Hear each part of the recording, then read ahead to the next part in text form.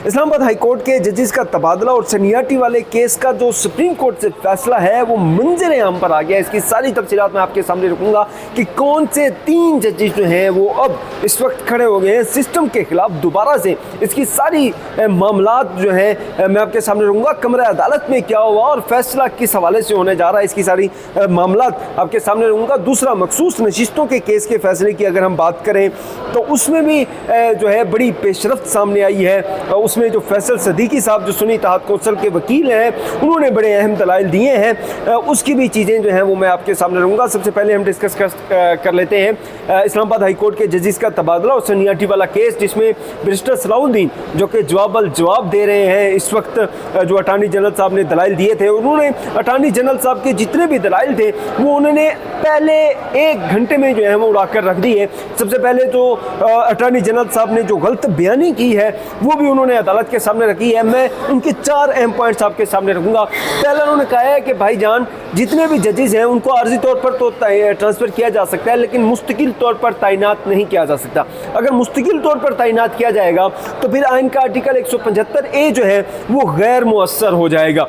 दूसरा, उन्होंने कहा है कि जो मशावरत होनी चाहिए वो बामैनी मशावरत होनी चाहिए और उसमें नोटिस में लानी चाहिए चीफ जस्टिस के कि वो जो जजेस का तबादला किया जा रहा है, जो ट्रांसफ़र किया जा रहा है, वो मुस्तकिल किया जा रहा है या फिर जो है वो आर्जी तौर पर किया जा रहा है। तीसरा, उन्होंने अटार्नी जनरल साहब ने जो कमरा अदालत में कहा था कि जो आर्जी जजेस होते हैं उनको अलाउंस मिलता है, जबकि जो मुस्तकिल जजेस होते हैं उनको अलाउंस नहीं मिल जाते।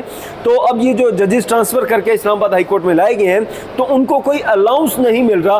तो इस हवाले से बैरिस्टर सलाउद्दीन ने जो है वो कमरा अदालत में वाजिया किया कि मेरे जो सोर्सेज हैं, जो मेरे ज़राई हैं, वो एग्जैक्ट ये बात कर रहे हैं कि जितने भी जजेस ट्रांसफ़र होकर इस्लामाबाद हाई कोर्ट आए हैं उन्होंने अलाउंसेस लिए हैं और उनको अलाउंसेस मिल रहे हैं। अगर उनको अलाउंसेस मिल रहे हैं तो एग्जैक्ट ये कंफर्म बात है कि वो फिर आर्जी हैं, और अगर वो आर्जी हैं तो फिर उनको चीफ जस्टिस जो है वो तैनात नहीं किया जा सकता, उनको ज़्यादा से जो है वो उनको हलफ भी लेना पड़ेगा। दूसरी, उन्होंने बात की है कि ये जो मालूमात छुपाई गई है इस सारे मामले में, ये भी बड़ी अहम बात है। उन्होंने कहा कि इस तरह से चीज़ों को, मामलात को खुफिया रख कर जो है वो चीज़ें नहीं चलाई जा सकती। फिर जस्टिस नईम अख्तर अफगान ने जो सवाल किया था अटार्नी जनरल साहब से, जस्टिस नईम अख्तर अफगान ने जो पहले सवाल किया था बैरिस्टर जो सलाउद्दीन है उन्होंने बताया कि अटार्नी जनरल साहब ने उस सवाल का जवाब नहीं दिया।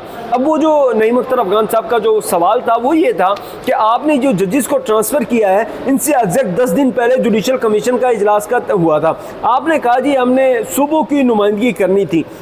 अगर आपने सूबों की नुमाइंदगी करनी थी तो जुडिशल कमीशन इजलास में जो बलूचिस्तान से जजेस थे, जो डिस्ट्रिक्ट या सेशन जज थे, उनका ताल्लुक भी बलूचिस्तान से था, तो उनको आपने इस्लामाबाद हाई कोर्ट में तैनात क्यों किया और आपको ये ज़रूरत क्यों पड़ गई कि आप जो हैं जो एक जज जो कि बलूचिस्तान हाई कोर्ट में तैनात हुआ है उसको आप ट्रांसफ़र लेकर 10 दिन बाद ही आपने उसको ट्रांसफ़र कर दिया यहाँ पर इस्लामाबाद हाई कोर्ट में। तो इस पर अटार्नी जनरल साहब ने भी उस सवाल का भी जवाब नहीं दिया है। अब इस हवाले से आज जस्टिस मोहम्मद अली मज़हर ने कहा है कि इस केस की समाअत 16 जून तक जो है मुलतवी कर दी गई है। तो इस केस पर जो है हम उस दिन मुख्तसर शार्ट आर्डर भी दे देंगे। 16 जून की बड़ी तारीख है, लेकिन मुझे जो लग रहा है अब जो इसका फैसला होगा ये 3 2 से होगा। जस्टिस नईम अख्तर अफगान, जस्टिस सलाउद्दीन पंवार और जस्टिस शकील अहमद 3 साइड पर होंगे। जस्टिस शाहिद बिलाल और जस्टिस मोहम्मद अली मज़हर जो है वो डिफरेंट हो जाएंगे। अब देखते हैं कि इनमें से कौन सा जज जो है वो मैनेज होता है, जस्टिस शकील या जस्टिस सलाउद्दीन पंवार। लेकिन अब तक की जो सूरत हाल है, जो रिमार्क्स हैं, जो उन्होंने अपना माइंड डिस्क्लोज़ किया, उसके मुताबिक मैं आपको बता रहा हूँ कि ये फैसला इस वक्त जो इस्लामाबाद हाई कोर्ट के 5 जजेस हैं उनके हक़ में होने जा रहा है। अब देखते हैं इस पर क्या होता है और किस तरह से नहीं होता। अच्छा, अब यहीं पर मखसूस नशिस्तों वाले केस को भी हम डिस्कस कर लेते हैं, जिसमें 11 रुकनी बेंच ने केस की समाअत की है। लाइव केस की जो है वो समाअत चल रही है। उसमें आज जो फैसल सदीकी साहब हैं उन्होंने बड़े अहम पॉइंट्स भी उठाए हैं और ख़ासतौर पर आप पूरा दिन आप कह लेंगे उन्होंने ट्रोलिंग की है। आप कह लें जस्टिस अमीनुद्दीन खान की, जस्टिस मोहम्मद अली मज़हर की, जस्टिस मुसर्रत अलाली साहब की, उन्होंने लगातार ट्रोलिंग की है। अच्छा, वहाँ पर जस्टिस मुसर्रत अलाली साहब ने एक नुक्ता जो है वो पकड़ा हुआ है। उन्होंने कहा है जी सुन्नी इत्तेहाद कौंसिल में आज़ाद उम्मीदवार क्यों गए, उनको नहीं पता था, वो PTI में क्यों नहीं गए, और आपके पास इतने कानूनी दिमाग थे तो फिर आपको कानून का नहीं पता था, को किस तरह से आपने लोगों को जो है वो सुन्नी इत्तेहाद कौंसिल में भेज दिया, वो PTI में क्यों नहीं रह गए। तो इस पर जो फैसल सिद्दीकी साहब है उन्होंने बरजुस्ता जवाब दिया। उन्होंने कहा जी देखिए बड़े बड़े दिमाग तो सुप्रीम कोर्ट ऑफ पाकिस्तान में ही है, लेकिन गलत फैसले इनसे भी हो जाते हैं। उन्होंने कहा अगर वो फैसले गलत हो सकते हैं, अगर हम मामलात की तशरीह के लिए ही आपके पास ही आए हैं, अगर सारे मामलात हमने खुद ही चीज़ें कर लेनी है, हर चीज़ के मामलात की अंडरस्टैंडिंग हमें हो जाएगी, तो फिर सुप्रीम कोर्ट ऑफ पाकिस्तान की ज़रूरत ही क्यों पड़ेगी, फिर आप जैसे जजेस की ज़रूरत ही क्यों पड़ जाएगी। अच्छा, वहीं पर जस्टिस अमीनुद्दीन खान साहब जो हैं बड़े परेशान नज़र आए फैसल सिद्दीकी साहब के दलाइल के दौरान। वो उनको बार बार टोकते रह गए, उनको बात नहीं करने दे रहे थे। तो सूरत हाल इस हद तक पहुँच गई कि फैसल सिद्दीकी साहब ने कहा जी देखे मुझे बात पूरी करने दें, फिर मेरी बात आपकी समझ में आएगी, वरना आपकी बात समझ में नहीं आएगी। ये फैसल सिद्दीकी साहब को ने जस्टिस अमीनुद्दीन खान साहब को कहा। अच्छा, वहीं पर जस्टिस मोहम्मद अली मज़हर, आप ये देख लें कि वो अक्सरियती जज देने वाले जो हैं वो अक्सरियती जज जो बेंच था उसका हिस्सा थे, जिन्होंने PTI को मखसूस नशिस्तें दी थी, वो अपने उन रिमार्क्स की भी नफ़ी कर रहे हैं, अपने उस फैसले की भी नफ़ी कर रहे हैं। अच्छा, अब हमारे यहाँ पे बहुत सारे लोग हैं वो सोच रहे होते हैं कि भाई ये आइन की सरबुलंदी हो रही है, ऐसा नहीं होता। मुझे तो ज़ाती तौर पे जो लगता है जितने भी सुप्रीम कोर्ट में जजेज हैं वो उनकी अपनी कुर्सी की जंग होती है, वो जस्टिस मंसूर अली शाह हों या फिर जस्टिस मोहम्मद अली मज़हर हों।